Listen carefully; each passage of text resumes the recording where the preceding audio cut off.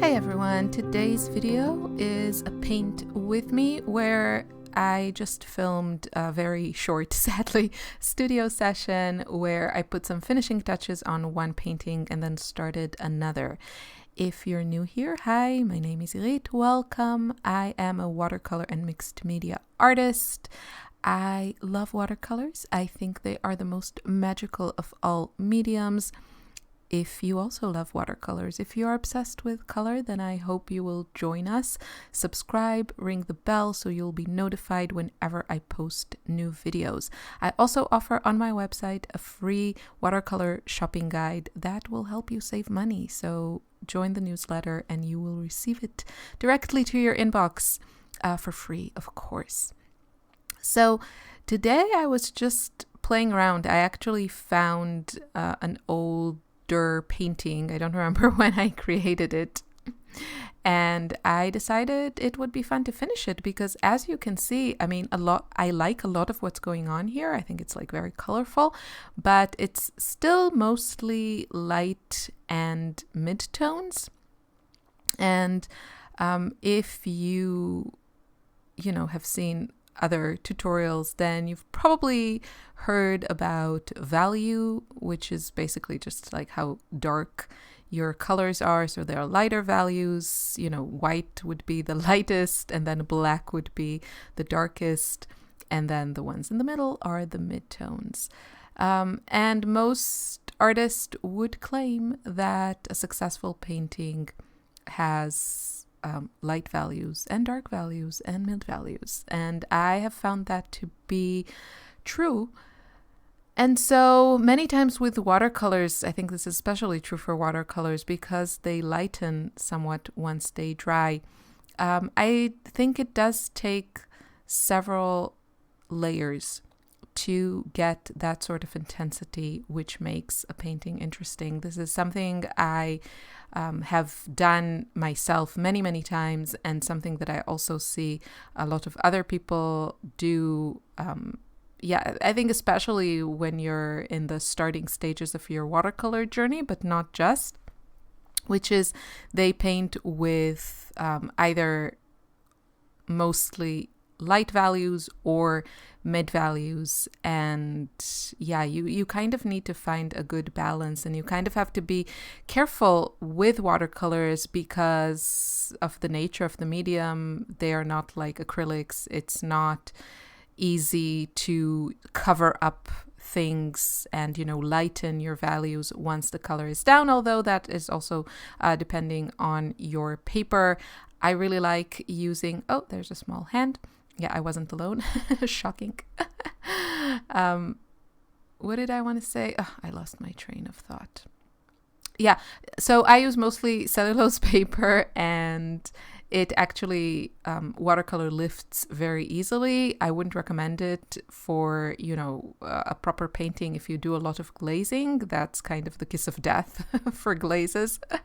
A paper that watercolor lifts easily from. But if you paint in a similar style to mine, I usually have 2-3 layers, and that works really well for me. A lot of cellulose papers are a lot more affordable. That means I can go through a lot of them without hurting my bank account too much. And also, I'm sure other brands have also options, but Hahnemühle is a well-known German company. I'm in Austria, so it's very available to me.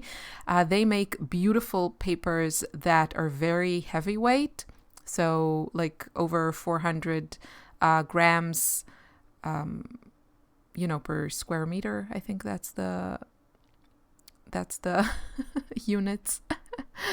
But I really enjoy that, working on very thick paper. It feels very luxurious. The paper never buckles, and it's just it's fun. And because it's cellulose, it's not as expensive as cotton paper, 100% cotton paper. So as you can see, I think you already saw in just a few minutes, this is sped up just a little bit, so we don't have to sit here for half an hour. It's almost half an hour, but if I kept it real time, it probably would have been more like 40 minutes or even more. So it's a little bit sped up.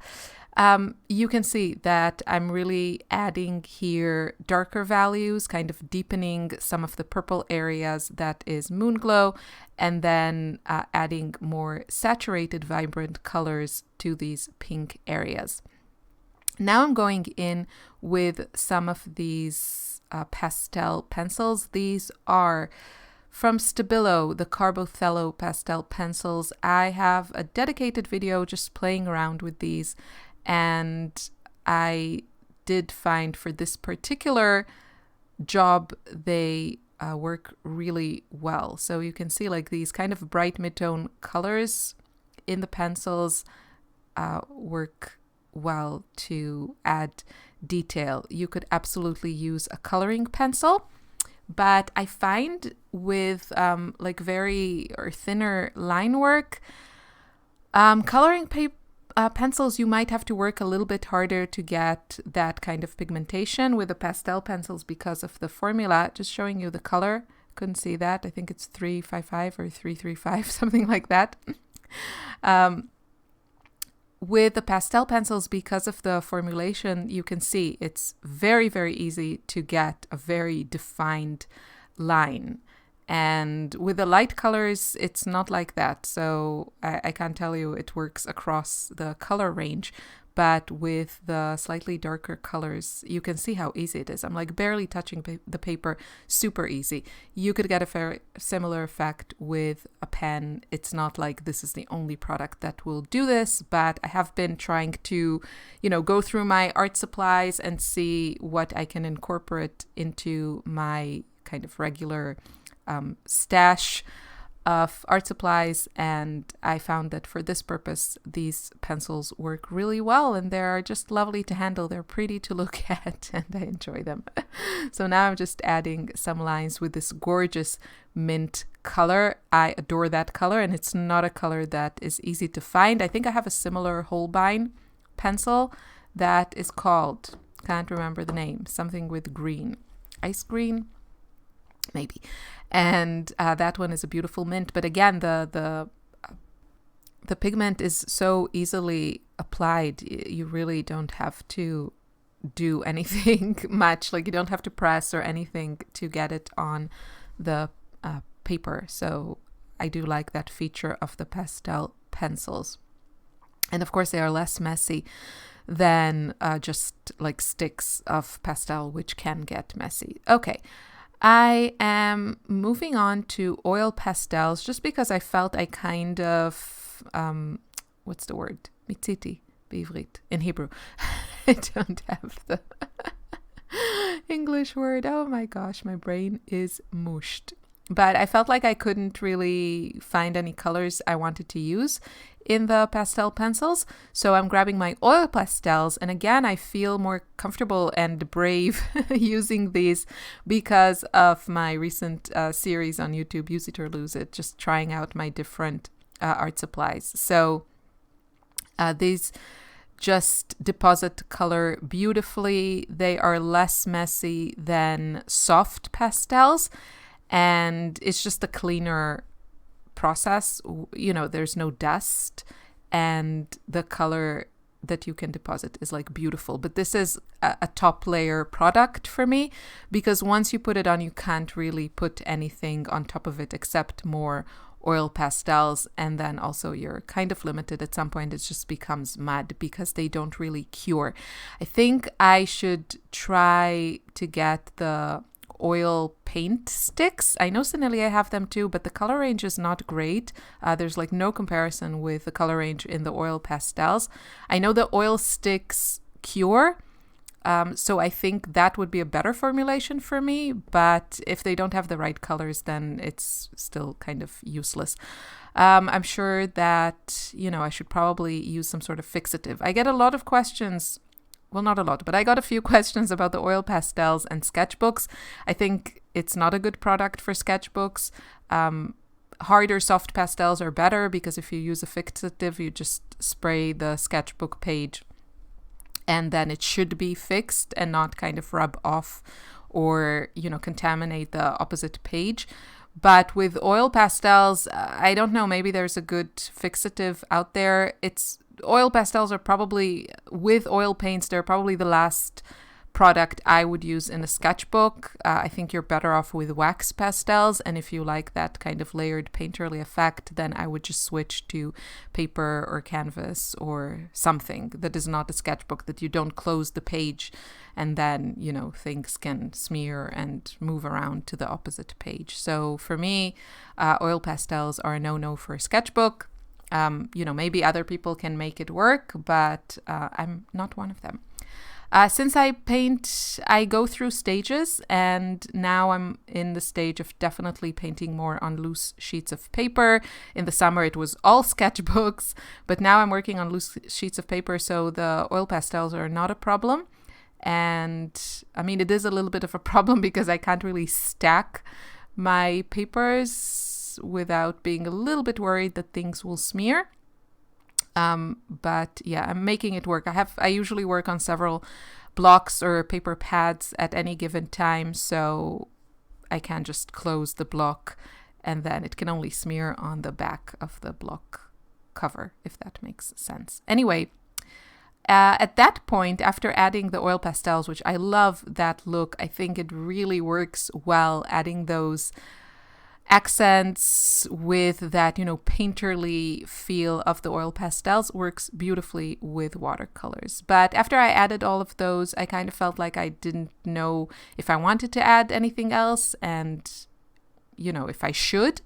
So that's usually the time to step away from the painting and give yourself some time to think, and then go back to it a day later, or, you know, whenever you can, with a bit of a fresh perspective and fresh eyes. You can also take a picture and just crop it nicely on your photos editing software, and this sometimes help like flesh out some obvious, not mistakes, but maybe places where you need to work, add some values or add some detail or add colors. So that helps. So moving on to a new painting, I just grabbed another block of watercolor paper and I'm starting a new painting with Neocolor 1, my go-to. I also made a video for you swatching all of my Neocolor 1 wax pastels. So you can see which colors I have. Sadly, the Neocolor 2 range is much, much wider than the Neocolor 1. I'm not sure why that is, but it is so. And I'm missing some color, like my perfect violet, it doesn't exist. My perfect pink also doesn't exist in the Neocolor 1. So yeah. What I did manage to do is kind of incorporate a color that it's called Scarlet. It's like this metallic mauve color that I wasn't sure how to use it. And I think I managed to do this here. So that was a little victory. And sorry if I'm like doing other things, you know, on camera. Both my kids were in the room and I'm actually shocked that I managed to get any painting done, but there you go. A moment of super mom, or more like I'm gonna do my thing and I don't care if the world crumbles around me. So I'm adding now some watercolors. This is the stage where I feel like I have enough outline and a good composition with the Neocolor 1, so I can go in and add some watercolors. I'm using my March color story. I love that color story, and it's been really easy to paint with other mediums, knowing that I have my kind of go-to color scheme of just 5 colors. There's a dedicated video to that as well. And it just made the whole process really fast. I didn't feel like I had to choose colors. Of course, if I wasn't in love with that color story, then that kind of misses the point, but I still am. However, I am excited. I'm recording this March 21st, and I am excited to start working on the April color story. I think I'm in a lavender mood, maybe cobalt violet. So I really want to try and make a color story with that color too, but I will also really try to keep it to about 5 colors. I found that's a really good number for me because it does give me a pretty good range. Of course, it depends on the color choice, but I think I can choose colors that will still give me a good range of colors and mixtures. And it's also really easy to remember. I don't have to open my little logbook every time because, it's just 5 colors. So it works really well for me. I move through, periods and obsessions and trends and everything. So I might change my mind, but for the moment, it works really well for me. And I don't limit myself to these colors. It's just like a base to start from. But then usually once I'm done with, let's say, 70 or 80% of the painting, using those 5 colors, which give me a lot of freedom to mix neutrals and midtones. My favorite colors are kind of those semi-neutrals. So very muted pinks or very muted violets or taupey colors. I love those. So I feel like I have a lot of freedom just mixing those colors because I'm so familiar with them, because I know they look great together, because I've used them so many times, and kind of I know how to tweak my mixtures to get the colors that I love. For example, I have in the March color story the Lucas Naples Yellow Reddish, which is kind of an orangey color, and the Van Gogh Dusk Yellow, which is kind of an earthy olive green. And I hardly ever mix those two just because I have no real desire for any kind of like orangey greens. So I know also how to stay away from things that I don't like. It's been a really great experience, and I'm really looking forward to exploring another color story that is limited. And going back to my previous point, sorry, I'm all over the place. This is kind of a verbal diarrhea type of video, but once I'm done with 70 or 80% of the painting, using my limited color palette, I don't limit myself to that palette. And if I want to add a pop of ultramarine blue and a pop of cobalt teal, and a pop of like quinacridone gold, I feel very confident doing that because I use these colors again so much. And the real way of getting there, of feeling comfortable, not just feeling comfortable with color, but really like being excited and in love with every single shade that you put on your painting. It just takes time, experimentation, and a lot of like self-awareness, making a note. You can make it an actual note or a mental note of, oh, this is really working for me. Like these kind of neutrals really work for me. This kind of pink makes me happy. This kind of green ruins everything for me. So just being mindful of that and, freeing your mind from all of basically what you see outside of your own, artist brain. There's no color choice that is wrong. There is no color that is essential. I can tell you that there is no color that is essential. If you hear one artist or 100 artists tell you that you need to have burnt sienna in your palette because it's a must, you don't. I don't have burnt sienna. I understand that it's a very useful color for people who like it. I understand that it neutralizes ultramarine blue or French ultramarine and creates beautiful grays that a lot of artists use. I understand that. And yet, I don't like this color.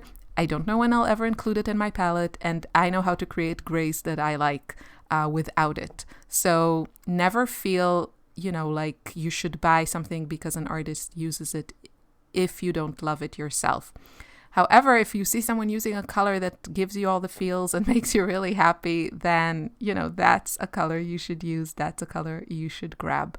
I also highly encourage you to mix brands. This is another thing that took me a long time to a lot of artists do that, but also a lot of artists kind of limit themselves to one brand for various reasons. It could be that it's, affordable to them, local to them, whatever the reason may be.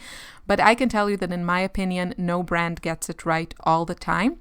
and it can be formulation, or it can just be like a specific color that they formulate, and personally you prefer a different version of it. I talk about cobalt violet on this channel a lot, but it is a good example because it is a color that is very hard to formulate, and it's also a color that varies greatly between brands. So some brands have a very kind of purple blue version of it, and then other brands make a very pinkish version, which is my preferable version.